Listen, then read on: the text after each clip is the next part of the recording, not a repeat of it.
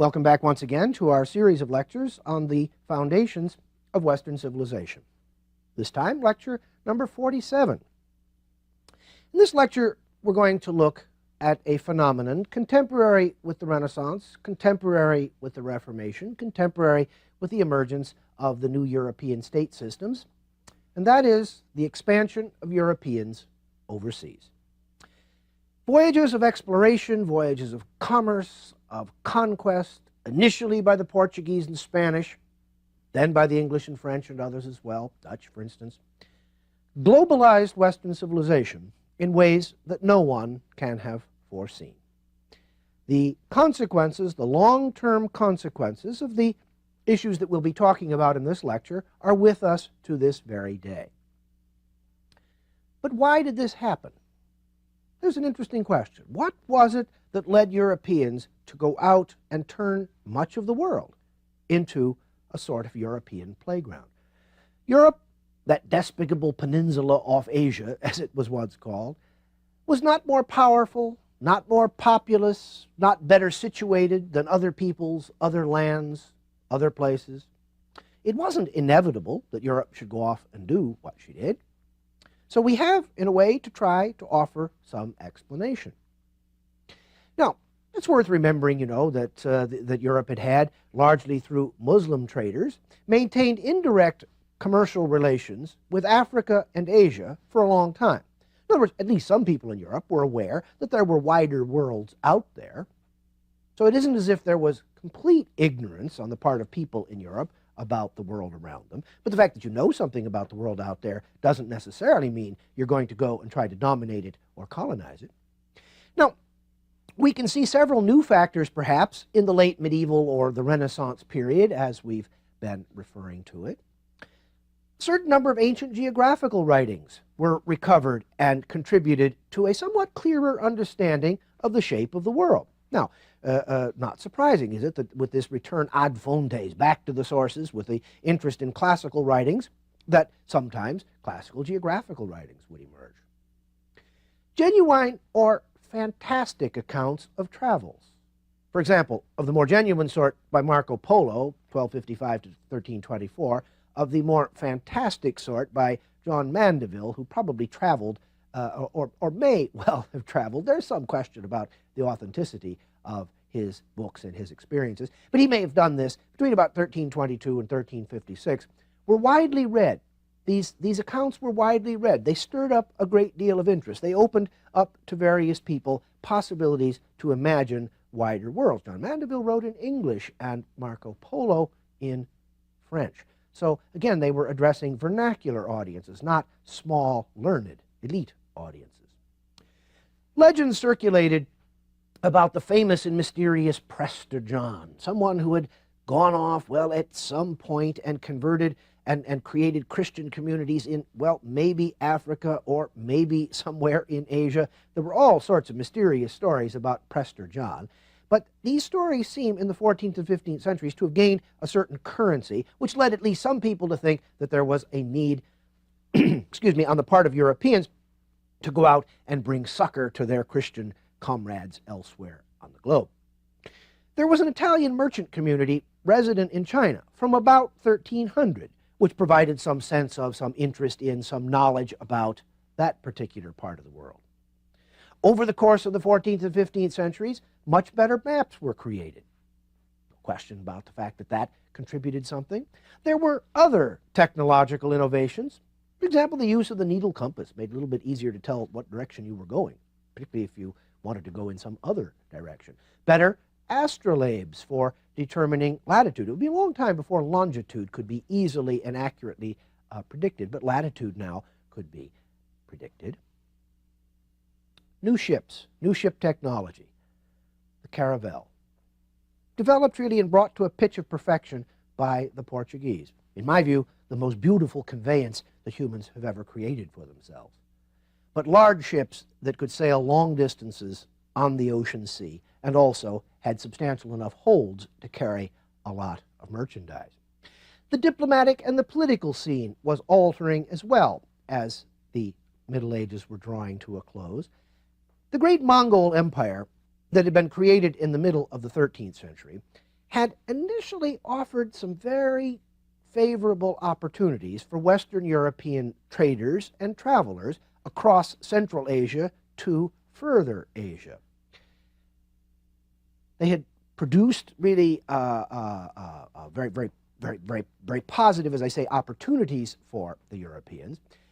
But then the Mongols chose Islam. There had been tremendous efforts on the part, for example, of Franciscan and Dominican missionaries to convert them to Christianity.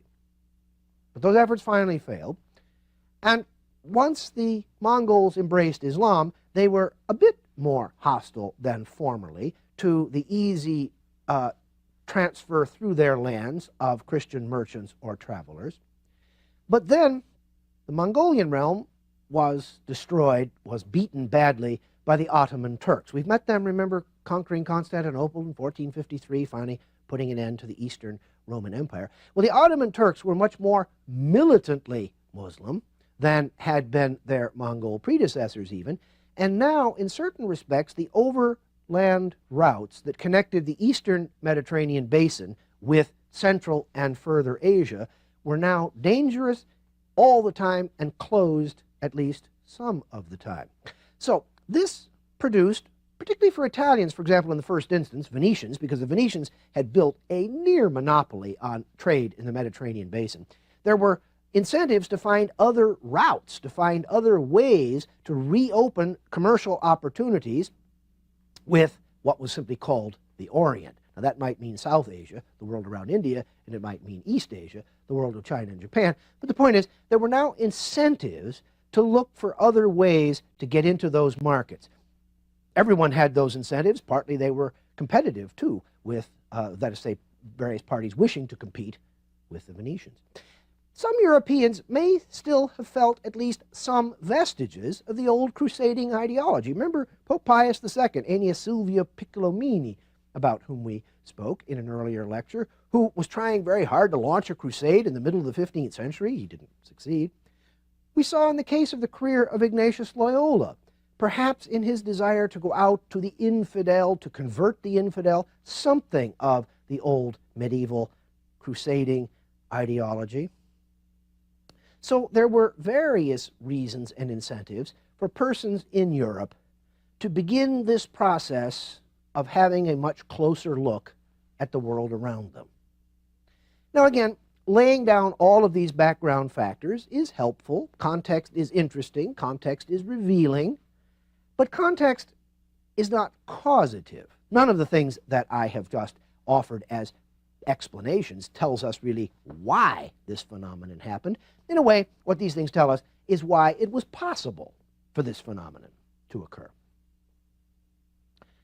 The whole situation throws up another question for us. Why was it Portugal and Spain? And not, let us say, France or England, or Italy, let's say the Venetians. Indeed, politically, economically, in other respects, we might very well have thought leadership rested with the northern European kingdoms, England and France, that they would have had great incentives to do this kind of thing. And it is worth remembering that the great voyages, and we'll see this in more detail in a second, the great voyages don't get underway until they have the backing of national monarchies. It takes a lot of money to undertake these great ventures. But in fact, it was Spain and Portugal.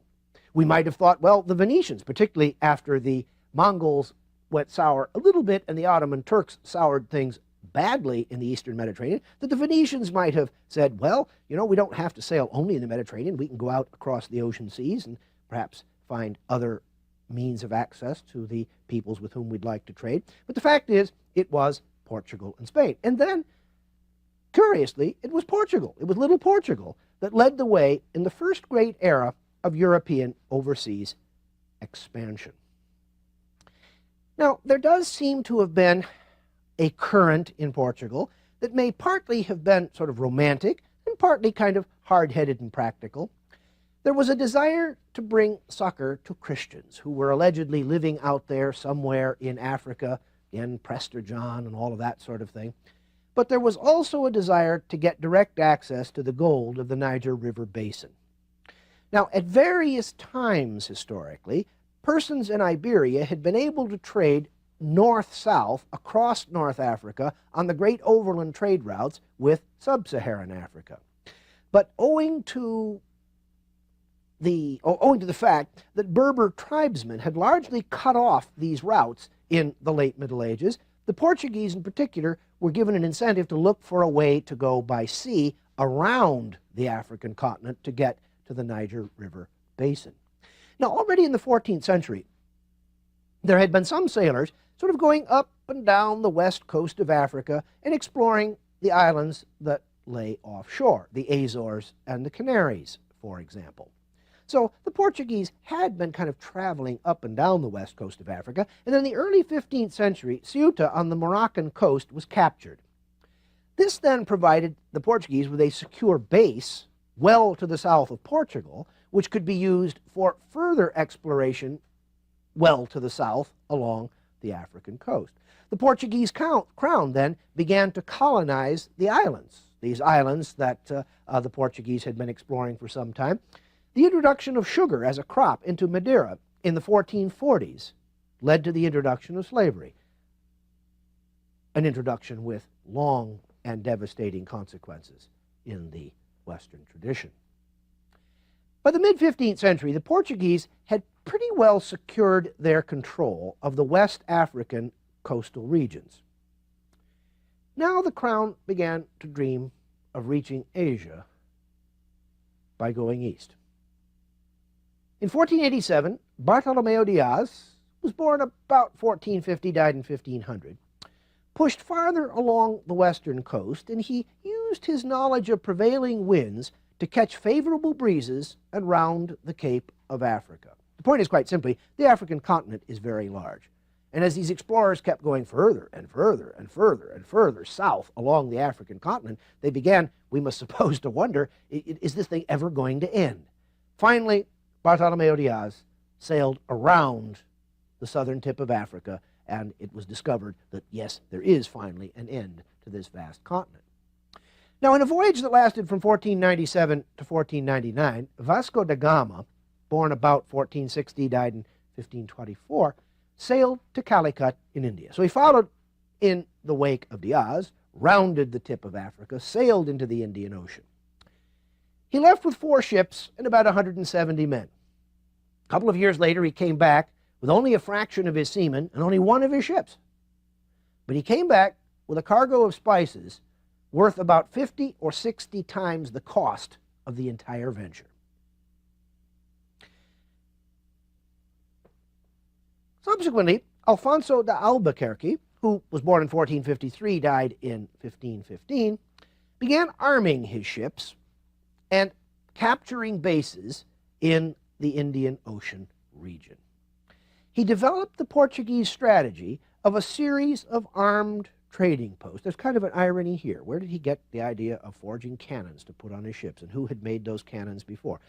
When he first sailed into the Indian Ocean basin with cannons on his ships, this was a military technology that no one had seen before that time, at least certainly not on that scale, not in such a serious way. And who had made those cannons? People who formerly forged church bells. Well, we have here 2 great iron instruments that make very different sounds with very different consequences. Now, not very many Portuguese ever actually settled in the Indian Ocean region. So they weren't resented too much, they weren't a constant presence, and many local rulers were actually quite eager to trade with the Portuguese and to promote trade with the Portuguese. So the Portuguese had a pretty good system going, a series of armed trading ports around the Indian Ocean basin, but not a constant, continuous, we might say, imperial presence. The Portuguese government built, gradually, really quite sophisticated institutions to manage and control trade with the Indies, as they were called, that is to say, the lands lying around India. Now, meanwhile back in Iberia, the Spanish, of course, had many of the same incentives as the Portuguese. But for decades, they were distracted from overseas ventures by the completion of the Reconquista. We might also say by the fact that Aragon and Castile were only united with the marriage of Ferdinand and Isabella, and that there were a variety of other domestic problems inside the Spanish realms that prevented them from devoting a lot of energy, a lot of attention, a lot of money to overseas ventures. Well, Granada fell in 1492, and that brought the Reconquista to an end. And there was also some growing concern in Spain about Portugal's successes along the African coast. It was thought, well, you know, these Portuguese may get above themselves if they're entirely successful in these great ventures that they've been undertaking. So Ferdinand and Isabella, but especially, more especially Isabella, financed a Genoese sailor by the name of Cristoforo Colombo. We call him Christopher Columbus. Born in about 1451, died in 1506. Now, it's worth saying that we have all these wonderful stories about Isabella hawking her jewels in order to support Columbus and so on. In fact, leaving all that romantic stuff on one side, Columbus was supported rather stingily. They weren't really willing to commit an enormous amount of money to him in the first place. Now, Columbus was a brilliant sailor. There's no question about that. He was also a very successful self-promoter. I mean, he was an entrepreneur, but he had one chief product to sell, himself, and he did that pretty well. He was also a keen, but we might say selective student of geography. All right, that is to say, Columbus had the idea that he's going to reach the east by going west.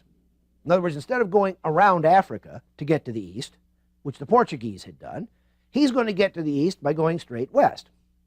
Now, it's an interesting question whether there ought to have been enough geographical lore available in Columbus's time for somebody with experience of the sea, as he had, to know perfectly well that there were impediments, let us say, for example, the North and South American continents, likely between him and the East. It's also an interesting question whether, particularly again in view of ancient geographical lore, Columbus actually misunderstood or deliberately misrepresented the size of the globe. In other words, thinking that the East was a lot closer than it was. But maybe this was all part of Columbus's entrepreneurial abilities, his ability to sort of put on one side and diminish a little bit the more serious aspects of what he had to do and really sell his project. Well, in any case, whatever we make of all of that, whatever we make of Columbus's capacity to win support for his efforts, we must avoid temptation to romanticize his voyages. You know, one still occasionally hears really quite silly things, like, you know, that people then thought the world was flat, and so Columbus and his boys were ever so brave because they sailed out there fearing any moment they might fall off the edge of the earth. I mean, that's nonsense. People knew perfectly well the world was round. People had been sailing for a very long time. Christopher Columbus was an extremely accomplished and gifted sailor. So, there is always a danger to go down to the sea in ships, but we must not make romantic foolishness out of hard-headed, calculated voyages on Columbus's part. Well, in the end, the resources that he was able to generate on his own and from Ferdinand and Isabella got him 3 small ships and about 90 men. Columbus's first voyage was promising enough in 1492 that he made 3 more in 1493, in 1498, and in 1502. Columbus, in fact, died wealthy. He died famous, but he died far short of his own dreams, for he had not found the East. The difference in the scale between his later voyages and his first one is quite striking. One can really see here the way parties in Spain, the crown to be sure, but others as well, were kind of taking a wait-and-see attitude with respect to Columbus and his efforts. Remember the first time he goes with 3 ships and about 90 men? On his second voyage to the New World, he had 17 ships and 1,700 men. Obviously, people now figured this looks like it's worth backing. Now, Columbus, part of the reason that he sort of died unfulfilled, that he died disappointed, he always believed that he had discovered the islands lying just off the coast of Japan, Cipangu. Well, of course, he hadn't. In 1501, Amerigo Vespucci, an Italian, who was sailing along the coast of Brazil, came to the very clear realization that Columbus had discovered a new world.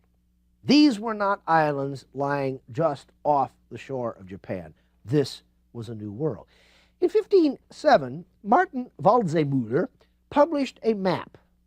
Now, this was actually a very important and influential map for a period of years. It remains today very famous in the history of cartography, but for present purposes, I simply want to draw your attention to the fact that Waldseemüller labeled the two continents that Columbus had discovered America.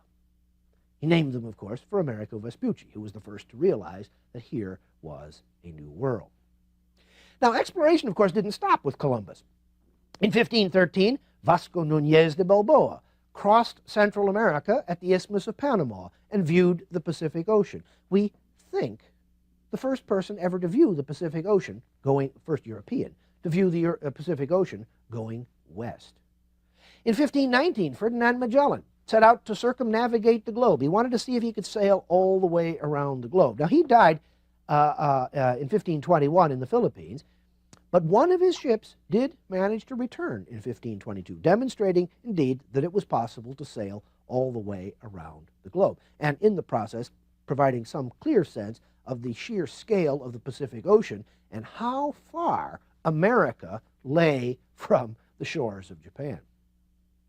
Now, spurred on by the Iberian example, North Europeans began to make voyages too.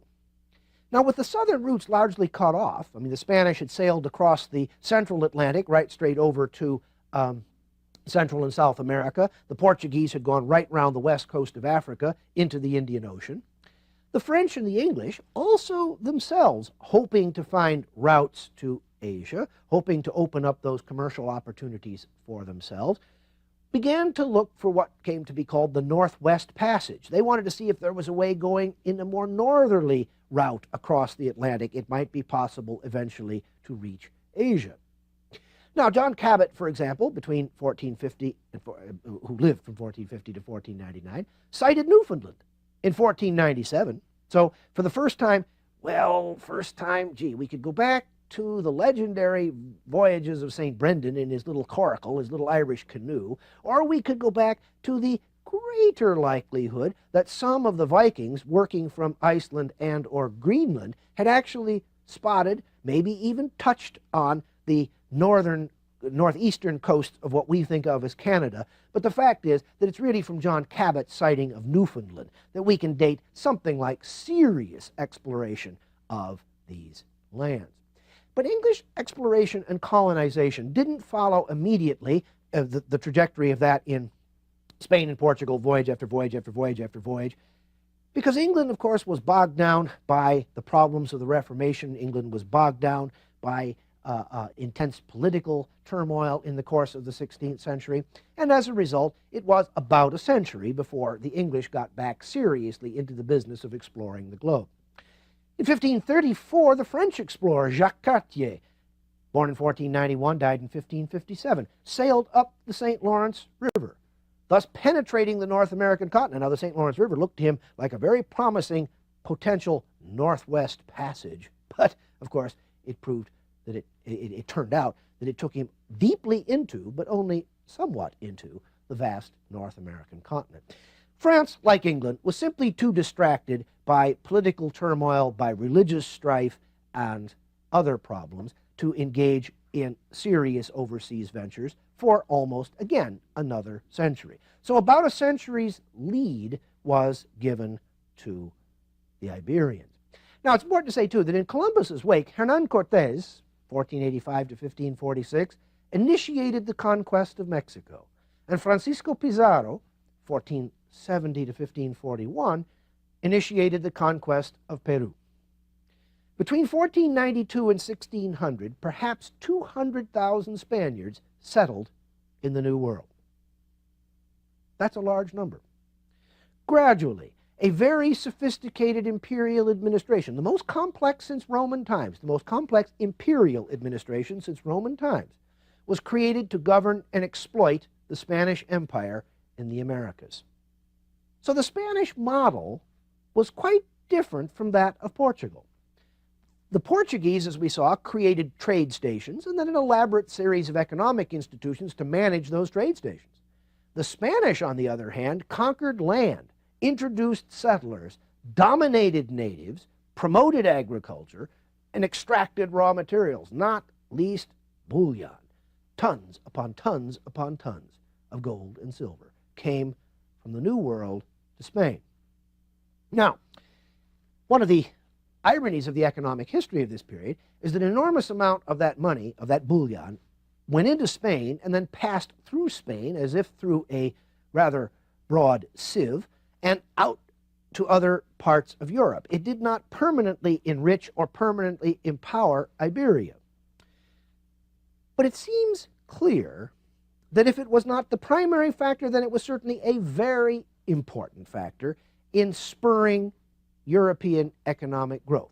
That is to say, the Spanish conquest of the New World and the bringing of new products and indeed of bullion, sort of raw money, into Europe. You'll remember that the 14th and 15th centuries had been difficult, complex, and constantly fluctuating times for the European economy. So great growth and development began owing to opportunities outside Europe. And that has been an interesting dimension of the Western world, Europe's and then the United States' economic development over the last 4 or 5 centuries, partly driven by internal developments, partly driven by what happens in the rest of the world. Now, any attempt to understand the dynamics and consequences of this era brings us to talk about what historians have come to call the Columbian Exchange. Now, this has been a very controversial subject. In other words, it really has to do with the relationship between these colonial worlds on the one hand and the European world that colonized them on the other. Strictly speaking, what's the Columbian Exchange mean? Well, for example, diseases were moved in both directions across the Atlantic. Syphilis, most notably, from the Americas to Europe, while smallpox, diphtheria, measles, whooping cough, chickenpox, malaria, typhoid, yellow fever, scarlet fever, flu, and tuberculosis, perhaps even bubonic plague, were carried by Europeans to the New World. Carried there utterly inadvertently, it must be said. There are people who talk about this tremendous carnage, this Holocaust visited by Europeans on the population of the New World. Well, it may be true that something like 90% of the native population of the Indies, of some regions at least of the Indies, died as a result of contracting one or another of these European introduced diseases. That is tragic, and that is a tragedy on an enormous scale. But it is very important to say no one willed it, no one desired it, no one set out to produce this effect. It was an unintended consequence of persons from populations that had long developed a certain, if not immunity, then at least a certain resistance to various diseases, going into populations that had absolutely no resistance to those diseases. Now, there were large numbers of animals, for example, imported and exported as well. To the New World, cattle, sheep, pigs, goats, chickens, donkeys, and even, it seems, some kinds of dogs and cats. Numerous Old World plants came to the New. Oats, barley, and wheat, most notably, great cereal grains. Also, dandelions. We can thank the Columbian Exchange for our dandelions. Maize, potatoes, and sweet potatoes are the primary plants that traveled eastward, that came from the New World to the Old. Now, we could carry on this discussion of the Columbian Exchange, talking about various other things that were, in some sense, exchanged back and forth across the Mediterranean. Across the Atlantic. But it's more important, it seems to me, to put a little emphasis on the fact that it was indeed Europeans who reached out to explore, to conquer, and to colonize the rest of the world. This is a fact with consequences that reach down to our own days. Much of what we today call the Third World or the developing world is made up of former European colonies. With the age of exploration, the age of discovery, Western civilization and world history merge in a way that they never had done before, and they merge in a way that has bound the West and the world inseparably to one another in the 4 or 5 centuries that we think of as the modern world. This, in the long run, is the great overseas legacy of Western civilization in the age of Renaissance and Reformation.